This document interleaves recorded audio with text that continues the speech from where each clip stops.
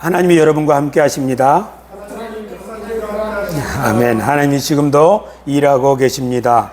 우리 옆 사람과 한번 서로 상기시켜 줍시다. 하나님이 지금도 일하고 계십니다. 예수님은 요한복음 5장 17절에서 내 아버지께서 이제까지 일하시니 나도 일한다, 그렇게 말씀하셨습니다. 예수님은 하나님이 일하시는 것에 발맞추어 사셨음에 틀림없습니다.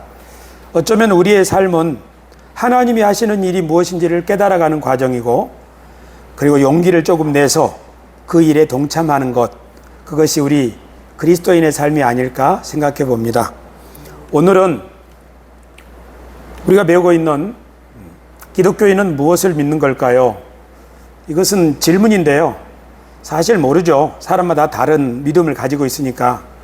그러나 이 질문을 통해서 우리가 믿는 하나님, 인간, 이 세상과 이 세상의 문제, 그리고 지난주에 죄란 무엇인가, 성경이 뭘 말하고 있는가, 오늘은 심판에 대해서 생각해 보겠습니다. 심판은 무서운 말이죠. 간단하게 요약하고 오늘은 우리가 읽을 내용을 동영상으로 감상하도록 하겠습니다. 오늘 하나님은 왜 심판을 하십니까? 라는 제목인데요. 성경을 보면 하나님은 심판을 하셨습니다. 노아 시대 때 물로 세상을 심판하셨죠. 소돔과 고모라, 불과 유황으로 심판하셨죠. 하나님은 애굽에도 심판하셨습니다. 이집트 말입니다. 그리고 하나님이 구원하신 이스라엘 민족에게도 하나님은 심판하셨습니다. 이스라엘 민족을 망하게 한 바벨론도 심판하셨습니다. 요한계시록을 보면 하나님이 장차 이 세상 악인들, 악한 세력들을 어떻게 심판하시는지를 판타지로 보여줍니다. 판타지라고 말한 것은 짐승, 괴물, 그런 모습으로 나타나기 때문이죠. 성경을 보면 하나님은 심판하시는 분입니다. 믿으시면 아멘. 사람들은 잘 생각 안 하겠죠. 그러나 저는 하나님이 심판하신다는 말의 의미를 이렇게 생각합니다. 하나님이 세상을 창조하셨으니까 그 창조하신 세상을 바로잡으시는 하나님의 책임 또는 주체적인 행위, 하나님의 심판에 대해서 제가 내린 정의는 무엇인가 하면 이 세상이 어그러질 때마다 그것을 바로잡으시는 하나님의 개입, 그것이 하나님의 심판이라고 저는 생각합니다. 하나님은 이 세상을 그냥 내버려 두지 않으시고 항상 이 세상을 바로잡기 위해서 일하시는 분이다. 이것이 성경이 말하는 하나님이고 또 하나님을 진실하게 믿는 신자들의 고백입니다. 하나님은 세상을 언제 심판하시는가? 성경을 보면 하나님께 그 학대받는 자들의 부르짖음이 들릴 때, 소돔성의 부르짖음이 하나님께 들릴 때, 야, 진짜 그런지 내가 알아보러 왔다 하고 아브라함에게 말씀하셨죠. 애굽의 이스라엘 백성들, 이스라엘 자손들의 부르짖음이 하나님께 들릴 때 하나님은 모세를 보내셨습니다. 그러니까 하나님이 세상을 언제 심판하시는가? 하늘에 부르짖음이 들릴 때죠. 누가 부르짖죠? 학대받는 자들요. 그러니까 하나님의 심판은 학대, 폭력, 그러니까 약한 사람들을 학대하는 그곳에 심판이 일어난다는 걸 알 수 있습니다. 소돔과 고모라, 하나님의 천사가 그들을 방문했을 때 너희 집에 오늘 온 손님 그들을 내어라 하고 그 손님으로 찾아온 사람들을 못살게 굴지 않습니까? 기독교계에서는 이 이야기를 동성에 대한 심판이다, 소돔과 고모라에 대한 이야기를 그렇게 이야기하지만 소돔과 고모라의 어떤 사람들이 하늘을 향하여 부르짖었겠는가 생각해 보면 소돔과 고모라에 들어온 나그네 이방인들에 대해서 소돔과 고모라 사람들이 얼마나 못살게 굴었는가 하면 천사가 왔는데도 그 나그네들을 못살게 굴지 않습니까? 애굽을 하나님이 심판하셨다면 애굽을 왜 심판했겠어요? 애굽의 영웅 요셉을 따라서 히브리인들이 들어왔는데 400년이 지나는 동안에 이 히브리인들은 이방인들이니 이들을 노동도 시키고 나중에는 사내 아이를 다 죽이지 않습니까? 왜 그래요? 이방인들, 우리들을 다스리는 자들이 되어서는 안 된다 하고 그들의 종족을 말살시키려는 거죠. 우리가 생각하기에 하나님은 죄가 많은 것을 심판하실 것 같지만 특별히 무슨 죄에 대해서 심판하시는가 하면 약한 사람, 소수자, 이방인 그 사람들을 학대하는 그것을 심판하신다는 것을 알 수 있습니다. 애굽에 내린 하나님의 심판은 결국 애굽의 장자들을 다 죽이는 결과로 나타나지 않았습니까? 지금부터 100년 전에, 그러니까 1923년 일본 관동에 대지진이 일어났죠. 그리고 조선인들에 대한 학살이 시작되었습니다.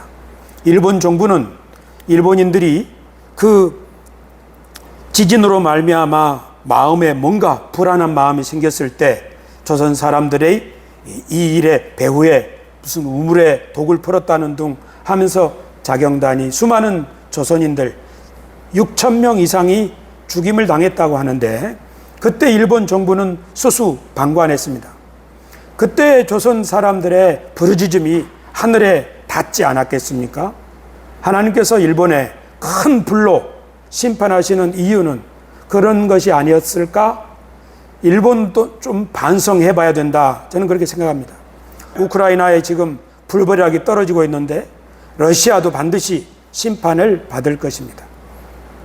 성경은 이스라엘의 범죄, 그러니까 약자를 괴롭히는 지도자들에 대해서 예언자들이 말하기를 너희는 양을 잡아먹는 목자다. 그런 식으로 말을 했죠. 그리고 이들을 어떻게 심판하셨나요? 바벨론을 통해서 전쟁으로 심판하셨죠. 그러니까 이 세상에 사는 사람들이 재난이나 전쟁이나 어떤 것에 대해서 그냥 상식과 과학으로 이해할 수 있습니다. 그러나 성경은 하나님의 심판이라는 관점으로 이것을 풀어나가는데 정말 잘 못하면 욕먹기 쉬운 주제이기도 합니다. 어느 나라에 지진이 났을 때 하나님이 심판하신 거야 라고 말하는 것은 상식에 어긋나는 인륜을 저버린 일들이죠. 하지만 거시적인 입장에서 봤을 때 성경의 이야기가 들려주는 것은 약자를 괴롭히는 나라, 민족, 그것이 이방인이든 이스라엘이든 가리지 않고 그런 곳에 심판이 임한다는 것은 사실입니다. 그러면 하나님 심판을 통해서 무엇을 하려고 하시는가? 노아의 심판을 통해서 하나님은 이 세상을 쓸어버리고 새로운 육지가 솟아나게 하셨죠. 그래서 노아의 가족은 신세계를, 새로운 창조된 세계를 물려받을 수가 있었습니다. 이집트를 하나님이 심판하시면서 동시에 이스라엘 백성들을 창조하셨다고, 내가 창조한 이스라엘 야곱이라고 말씀하신 거죠. 그러니까 하나님의 심판은 이 세상을 쓸어버리는 데 목적이 있는 것이 아니라 더 이상 생명이, 특히 연약한 생명이 살 수 없는 곳으로 인간들이 만들어 버렸을 때 그 연약한 생명들이 새 삶을 시작할 수 있도록 새로운 창조, 새로운 공간을 여신다고 우리는 하나님의 창조 목적을 이해할 수 있습니다. 그것이 예언자 이사야가 말한 내용이죠. 하나님은 심판을 통해서 새 하늘과 새 땅을 창조하시는 분입니다. 앞으로도 그럴 겁니다. 하나님의 심판은 새로운 창조와 같은 뜻입니다. 그래서 이전 것은 기억되거나 마음에 생각나지 아니할 것이라. 하나님이 만드실 새로운 세상은 이리와 어린 양이 함께 먹을 것이며 사자가 수처럼 짚을 먹을 것이며 뱀은 흙을 양식으로 삼을 것이니 나의 성산에서는 해함도 없겠고 상함도 없으리라 여호와께서 말씀하시니라. 저는 지난 주일날 설교에서 이리와 어린 양의 관계를 2차 세계대전의 독일과 프랑스, 유럽의 나라들과의 관계로 생각해 보았습니다. 그때 독일은 이리처럼 어린 양들을 마구 삼켰습니다. 그러나 세월이 지나서 독일은 회개하고 유럽 공동체 한 일원이 되었죠. 같이 그때 이리와 그때 어린 양이 지금 한 공동체를 이루고 국경을 허물고 왕래하고 있습니다. 그러나 동시에 2차 세계대전의 일본과 우리 동아시아의 나라들은 회개가 없습니다. 우리는 아직도 일본이 이리처럼 느껴집니다. 소를 잡아먹는 사자처럼 느껴집니다. 일본은 충분히 회개해야 된다고 생각합니다. 그만큼 잘못했다고 하면 됐지 않습니까? 라고 계속 우긴다면 하나님의 심판을, 하나님의 진노를 계속 쌓아가는 것 아닌가, 저는 그렇게 생각합니다. 동아시아에 참된 평화가 일어나기를 바라는 마음입니다. 할렐루야. 여기까지 간단하게 설명을 하고 오늘은 이 책을 읽는 대신에 동영상을 한번 감상하겠습니다. 제가 유튜브에 이 책의 내용을 그대로 내레이션 해가지고 올렸는데요. 보겠습니다. 21세기 현대인을 위한 복음, 기독교인은 무엇을 믿는 걸까요? 오늘은 그 6번째 질문, 하나님은 왜 심판을 하십니까? 에 대해서 생각해 보겠습니다. 성경 이야기가 들려주는 하나님의 심판은 어그러진 세상을 바로잡으려는 하나님의 개입입니다. 죄로 세상이 혼란에 빠지고 생명이 자랄 수 없는 것이 될 때마다 하나님은 세상을 바로잡아 다시 생명으로 충만한 땅이 되게 하십니다. 그런 예는 노아의 시대에 세상을 물로 심판하시고 신세계가 물에서 솟아나게 하신 것이 있습니다. 소돔과 고모라에서도 약자의 억울한 호소가 하늘에 닿을 때 그곳을 불로 심판하셨습니다. 그 이후에 성경 이야기가 들려주는 하나님의 심판은 모두 죄로 가득한 세상을 바로잡으시는 하나님의 의지를 보여줍니다. 하나님은 마침내 이 세상을 새롭게 하시는 일을 완성하실 것입니다. 그것을 최후의 심판이라고 부를 수 있습니다. 조금 더 설명해 보겠습니다. 성경 이야기에 따르면 하나님은 이 세상을 지으시고 그것을 인간에게 맡기셨습니다. 그런데 인간이 하나님의 뜻을 좇아 세상을 잘 관리하면 땅은 생명으로 충만하게 될 것이지만 인간이 하나님을 배신할 때마다 땅은 저주를 받아 가시와 엉겅퀴가 나고 가장 연약한 생명부터 시들어가고 맙니다. 그리고 세상은 인간의 죄악으로 인하여 생명이 더 이상 자랄 수 없는 죽음의 땅이 됩니다. 인간의 죄악이 세상에 죽음을 가져오는 이유는 죄악이란 본래 자기 욕심을 위해서 다른 생명을 죽게 하기 때문입니다.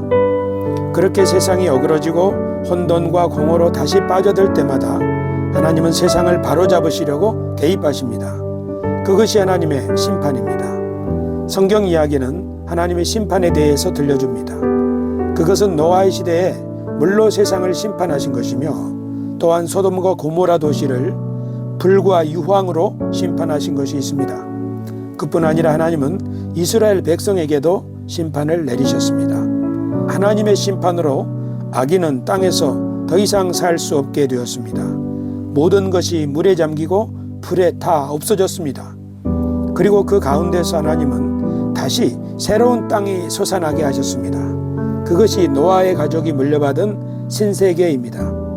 하나님은 노아 시대 때 물로 세상을 심판하시고 다시 물 속에서 육지가 솟아나게 하시고 만물이 다시 자라나게 하셨습니다. 그 결과 새로운 세상이 열렸습니다.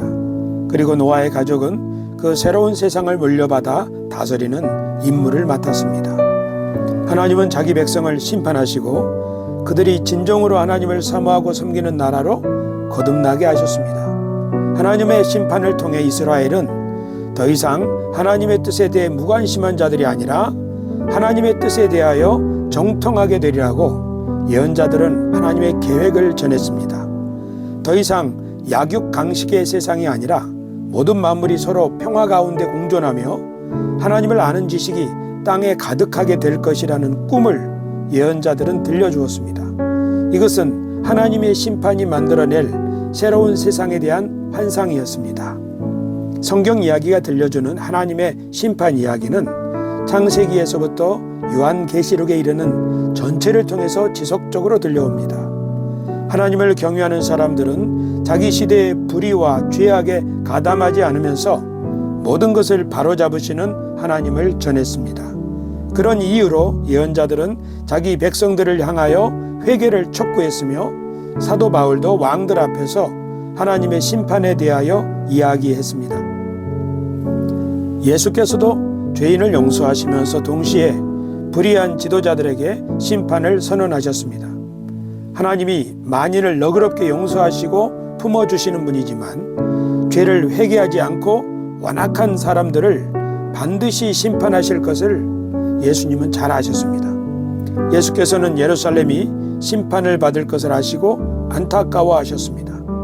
그러므로 예수님을 진심으로 믿고 따르는 사람들은 예수님처럼 죄인을 사랑하며 동시에 불의한 권력과 세력에 대해서는 굴하지 않으며 회개를 촉구하며 심판을 선포합니다. 왜냐하면 하나님은 언제나 이 세상을 바로잡기 위하여 신실하게 일하시는 분임을 그들은 잘 알기 때문입니다. 하나님의 심판은 악인에게는 무섭고 두려운 날이겠지만 하나님을 사랑하여 그 뜻에 따라 사는 백성들에게는 이 세상이 바로잡히는 희망의 날이며 비로소 하나님의 계획대로 만인이 공존하고 상생하는 세상이 임하게 되는 날입니다. 그래서 신자들은 그날이 속히 오기를 기다리고 사모했습니다. 요한계시록 22장 20절 말씀, 이것들을 증언하신 이가 이르시되 내가 진실로 속히 오리라 하시거늘 아멘 주 예수여 오시옵소서. 질문으로 내용을 정리해 보겠습니다. 첫째, 하나님의 심판을 무엇이라고 정의할 수 있습니까? 성경 이야기를 자세히 살펴보면 하나님의 심판은 세상이 어그러지고 망하게 될 때 그것을 바로잡으시는 하나님의 개입입니다.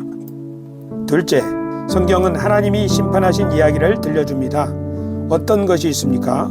성경이 들려주는 하나님의 심판 이야기 중에 몇 가지만 들자면 노아 홍수, 소돔과 고모라, 그리고 이스라엘 민족에 내린 심판 등이 있습니다.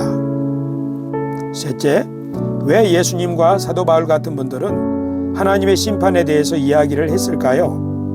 예수님과 사도 바울 같은 분들이 하나님의 심판에 대하여 이야기한 까닭은 하나님이 이 세상을 얼마나 사랑하시며 그것을 끝까지 돌보시는지 잘 알기 때문일 것입니다. 넷째, 하나님의 심판은 인류에게 희망입니까? 아니면 절망입니까? 하나님의 심판은 이 세상을 바로잡으시는 하나님의 활동입니다. 그러므로 의인들에게는 그 심판이 희망이지만 악인들에게 하나님의 심판은 절망입니다.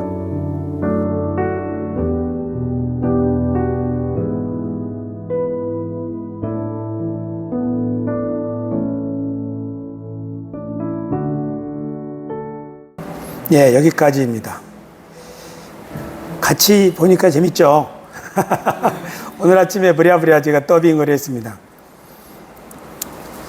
하나님이 심판하신다는 것은 시편 기자들은 기쁨으로 그 날을 기대했습니다. 우리 성동구청 신우회 예배에 임하는 저와 여러분들이 하나님의 심판이 무엇이고 그 하나님의 심판이 우리에게 어떤 희망이고 기대인지를 잘 이해하면서 우리의 업무에 임한다면 우리들도 하나님의 동역자로 그 일에 동참하는 것이라고 저는 생각합니다. 기도하겠습니다. 하나님 아버지 감사를 드립니다. 너무나도 아름답고 신묘하게 지으신 이 세상을 끊임없이 사랑하시고 또 관리하시고 바로잡으시는 하나님을 찬양합니다. 우리들이 사는 이 대한민국도 많은 부분 어그러져 있습니다. 하나님이 바로잡으실 줄 믿습니다. 또 그 일에 우리를 초대하셔서 직무를 주셨으니 우리의 직무가 만물을 바로잡으시는 하나님의 일에 동참하는 것이 되게 하여 주옵소서. 우리 주 예수님의 이름으로 기도드리옵나이다. 아멘.